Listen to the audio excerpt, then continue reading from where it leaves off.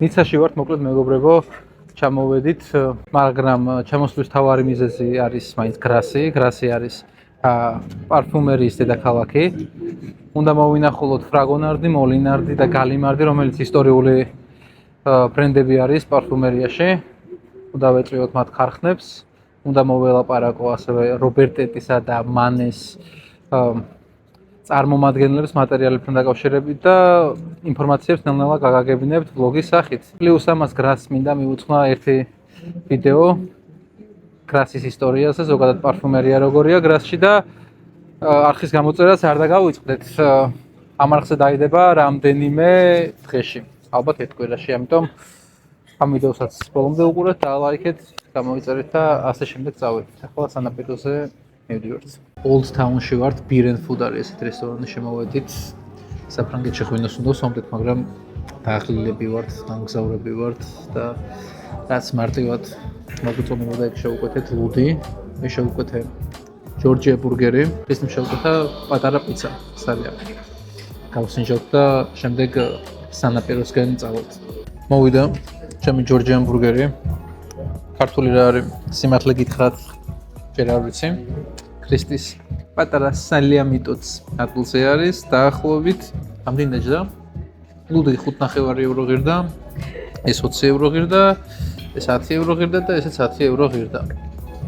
მოკლედ რა შემიძლია ხო თქვა, ეს ბურგერი და ეს ლუდიც ჩემთვის ძალიან ნაცნობი იყო, რადგან ძალიან გამახსენა ჩვენი ძმა და მეგობარის საბას ქიჩემბროსის შემოქმედება. ლუდიც ძალიან ხავს საბას ლუდს და ეს ბურგერი აი ხიალში როგორც სენდვიჩად შეჭამთ რაღაც მაგ კატეგორიაში გადის. საბას უფრო გემრიელია, ეს ცოტა სხვანაირი არის. საბასთან სენდვიჩების ვარიანტებს უფრო შევხვდებით, ეს ბურგერი და ცოტა მძიმე არის, მაგრამ რაღაც გემოები ნაცნობი იყო. რეკომენდაციას გავუწევ ნიცაში ამ ადგილს. საქართველოში გვაქვს მსგავსი ადგილი. ხიალი. უცხო გარემოში თავს ვერ ვგნობ, რატომღაც. ანუ ყველაფერი რაღაც ჩვეულ რიტმშია, მგონია რომ ახლა პლეხანოზე ვარ. და იქით კადრი.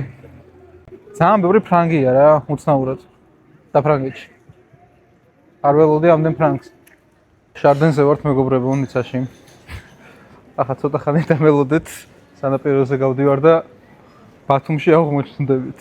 აგნე ჯორჯიან ბურგერი ვჭამე, აბა ნახოთ იქ რა დამხდება სანაპიროზე.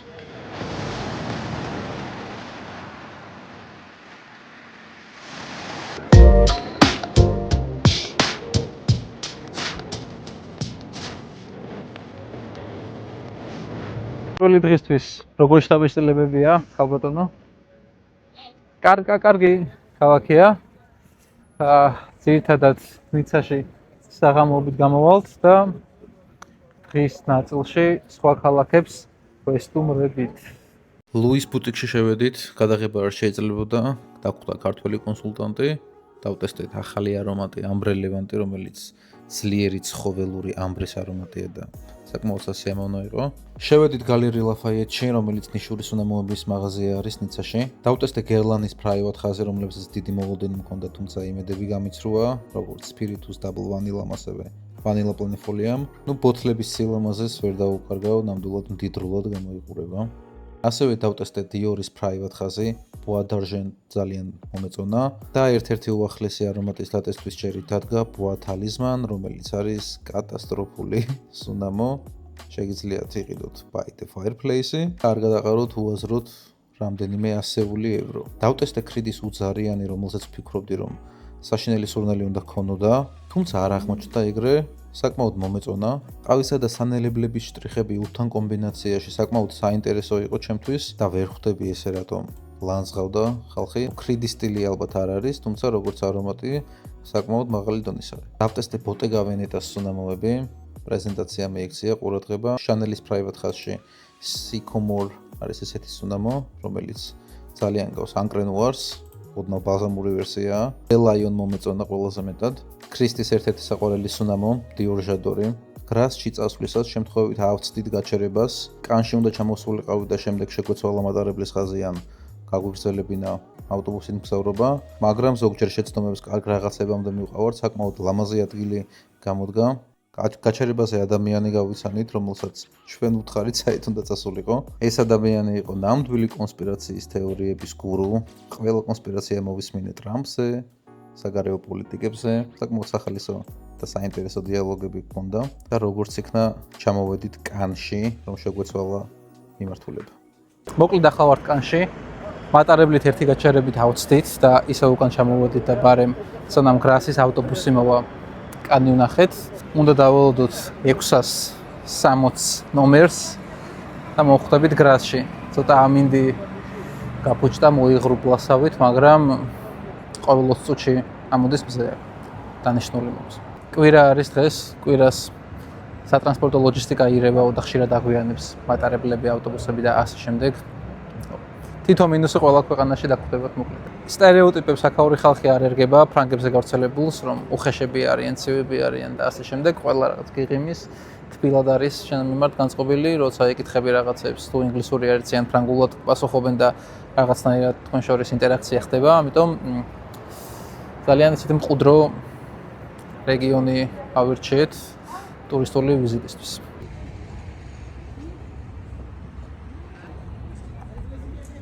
გრასში ჩამოსვლა შეგიძლიათ ნიცადან, მატარებლით, ასევე კანიდან. თუ კანში ხართ, მატარებელიც მოდის და ავტობუსით 660 და 661 ნომერი. ნიცაში, გრასში, კანში და ზოგადად ფრენჩ რივიერას ტერიტორიაზე აი ასეთი ბარათი დაგჭირდება და ნებისმიერი ტრანსპორტი უფასო იქნება. თქვენთვის აბონემენტი შეძენა შეგიძლიათ. შავი ჯიხურები არის და აქედან უნდა მიყვეთ ინსტრუქციას. გრასის ლოგი ამ ვიდეოში არ იქნება, რადგან სხვადასხვა ადგილებში ვიყავი და მინდა რომ უფრო ვრცლად მოგიყვეთ ამ შესანიშნავი ქალაქის შესახებ, ამიტომ ერთ კვირაში დაიდება გრასის ვლოგი. აქამდე ერთი შეხედვით ნახავთ კადრებს, თუ როგორ გამოიყურება გრასი და ასე შემდეგ. უკან გვიმშვენებს ხედს ჯორჯ ვაშინგტონი. ვითომ ვიცოდი ვინ იყო, ამას ისე ამოვჭრი რომ არ გამოჩნდეს რომ მკითხულობ და კარგი მხედველობა მაქვს. ეს არის ჯორჯ ვაშინგტონი, მეგობრებო. კარგია ხო ეს? ხედს გვიმშვენებს. გრასთან რა კავშირი აქვს ჯორჯ ვაშინგტონს არ ვიცი, ამასაც ამოვჭრი, მოვძებნი ინფორმაციას და მერე გეტყვით გრასის ვიდეოში. თუ არ მოვძებნი, არ გეტყვით და მთლიან ნაწილსაც ამოვჭრი. ეს არის ერთ-ერთი საინტერესო ნაწყვეტი გრასის ვლოგიდან, სადაც მოლინარდის მენეჯერს დავატესტინე ჩემი საკუთარი სუნამო ბადაგი. გასპოილერებ და გეტყვით რომ ძალიან მოეწონა. დღეს მივდივართ ეზეში და შემდეგ მონაკოში, მონტე-კარლოში. ეზე როგორც ვიცი ერთ-ერთი უძველესი სოფელია ფრენჩ რივიერას მხარეს. ასევე ეზეში არის ფრაგონარდის უძველესი ქარხანა, ერთ-ერთი პირველი საფრანგეთში. შემდეგ როდესაც ამ შვენიერ სოფელს მოვინახულებთ, გადავალ მონაკოში, მონტე-კარლოში. შეიძლება დროს მქონდეს რომ მონტანშიც წავიდე, თუ არა და შემდეგ დღეებში წავალ. ეზეში მოგზაურობა მატარებლითაც შეგიძლიათ, მაგრამ ავტობუსით უფრო უკეთესია, რადგან პირდაპირ სოფელში მიგიყვანთ, თუ მატარებლით ჩახვალთ ეზეში, მაშინ ფეხით სიარული გიწევთ დიდი ხნის მანძილზე, ამიტომ ავტობუსით უმჯობესია. ზოგადად შთაბეჭდილება რომ გაგიზიაროთ ნიცაზე, კანზე და ზოგადად ფრენჩ რივიერას ტერიტორიაზე შთამბეჭდავია ნამდვილად, მაგრამ ვერ ვიტყოდი რომ ჩვენზე უკეთესი კლიმატია, ჩვენზე უკეთესი ბუნება ან ინფრასტრუქტურა, უბრალოდ თითოეული კუთხე-კუნჭული არის სიყვარულით გაკეთებული და პროფესიონალიზმი ეტყობა. და რაც თავარია, ყოველ 10 მეტრში უმახინჯესი 20 სართულიანი კორპუსები არ არის ჩათხრილი. რაც კარგია და ესთეტურ მხარეს აძლევს აქაურ ისედაც ულამაზეს ბუნებას. და სხვადასხვა ვფიქრობდი რომ სიგიჟეა საქართველოში შავი ზღვის მხარე, აი კონკრეტულად ფოთზე დავფიქრდი, რომ უმდიდრესი ქალაქი და ამაზე უკეთესი სანახაობრივი კუთხით არ არის. რაც არის კატასტროფულად ცუდი, იმის გათვალისწინებით, რომ უდიდესი პოტენციალი აქვს კონკრეტულად ფოთს და რა თქმა უნდა შავი ზღვის მხარესაც. ეს არის რომ ხალხს დღევანდელი კვერცხი ურჩევნია ხვალინდელ ქათამს და ურჩევნიათ ფული მალე გაკეთდეს. რითი, რა თქმა უნდა, უშველებელი კორპუსებით, რესტორნებით და მსგავსი რაღაცებით, რაც ფულს მალე წერს. რაღაც კულტურულ ღირსშესანიშნაობებს და ესთეტიურ არეას არ ქმნიან აქაურობისგან განსხვავებით. კიდევ ვიმეორება, არაფრით განსაკუთრებული და გამორჩეული არ არის ჩვენგან ეს მხარე. მე თუ მკითხავთ ბუნების მხრივ, ბევრად გასაოცარი სანახაობები გვაქვს. ლანდშაფტი ჩვენი მირჩევნია, კლიმატითაც ვერ გჯობია, ასე ვთქვათ, მაგრამ ამ ხალხმა, ან ვინც აქაურობის სათავეშია, იცის როგორ უნდა გაკეთდეს საქმე. აქ არის ყველაფერი სუფთა, კოხტა, მოწესრიგებული, სიმწვანე შენარჩუნებულია ქალაქში. არ არის გადაჭეხილი მდელოები. და რა მდელოს რო ხედავენ, ეგრევე კორპუსის ასოციაცია არ უჩნდებათ ხალხს. იმ მდელოს აკეთებენ, რაღაც მოედნად გადააკეთებენ, ამ პარკად, სკვერად, გოლფის მოედნად, რაღაც ნებისმიერი სახეობის მიცემა შეუძლიათ. კიდევ ვიტყვი, რომ ძალიან კეთილგანწყობილები არიან, რაღაც ისეთი ცივები და ფრანგებისთვის სტერეოტიპულად დამახასიათებელი თვისებები არ აქვს. ყველა გიღიმის, ყველა კარქასიაძეა. როგორც ერთმანეთის მიმართ, ასევე უცხო ადამიანების მიმართ. აი, უპასუხოდ არავის დაუტოვები ვართ.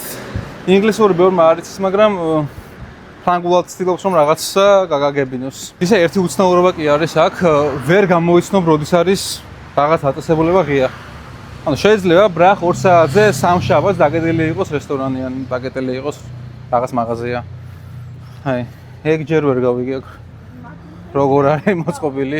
აი, მაგ კუთხით საქართველოში სრული 64-ია, 24/7-ზე მუშაობს ყველა და ყველაფერი და აქ რა 5 საათის მერე რამე რო იპოვო, მაგრამ უნდა გაგიმართლოს რა. ძალიან ცოტა ადგილია, რომელიც ფუნქციონირებს. შეიძლება სეზონი არ არის უბრალოდ და დახურული არის ამის. ფასებს რაც შეეხება, საკმაოდ მისაღები არის. რესტორანში კარგი კერძი, თავისი დესერტით რომ ჭამო, შეიძლება 10-15 ევროც კი დაგიჯდეს და უგემრიელესია, სადაც დავსხედით, ყველაფერი მოგვეწონა. ანუ საქართველოში რა ფასებიც არის, იგივე არის ოღონდ ევროში. ზოგჯერ რომც გადაიყვანო ქართულ ფულზე, მაგ შემთხვევაში ციაფი გამოდის.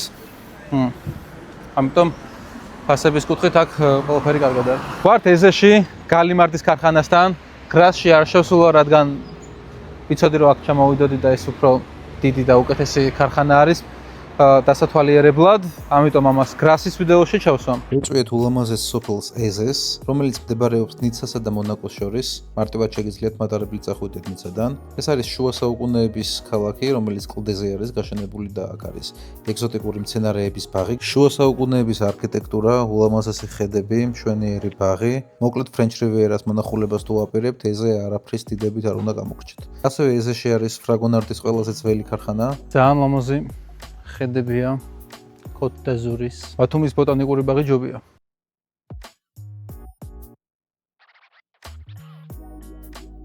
შტამბეჭდავი ხედებია. ერთადერთი მინუსი არის ამინდმა არ შეგვიწყო ხელი. დღეს წვიმდა, ცოტა მოხრობლულია, მაგრამ მიუხედავად ამისა მაინც შვენიერია აქაურების ყურება.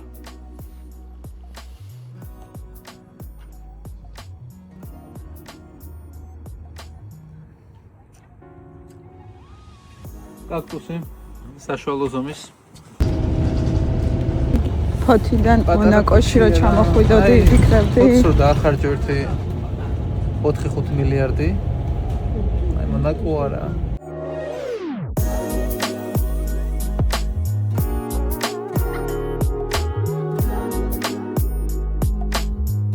მონაკოში ვართ მეგობრებო. ჩემს უკან არის მონტე-კარლოს კაზინო. შევალთ ვითამაშებთ. სხვადასხვა ლაქშერი ბუტიკები არის, შანელი, ლუი ვიტონი, შოპარდი, როლექსი, კარტიე, ტაგაუერი და მოკლედ ისეთი ყველაზე დიდრული და ექსკლუზიური ბრენდები სოფლიოში. ყველაფრის ბუტიკს ნახავთ. მანქანები, ხალხი, გარემო ზუსტად ისეთია, როგორცაც ველოდებოდი.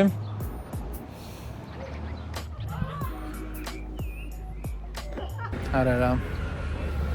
ფული უნდა მქონდეს, რომ უფრო მეტი წავაგო. მიკროფონი არ მიკეთია, შეამჩნევდით. გავადავე. რომელი უფრო დიადურია დააკომენტარეთ.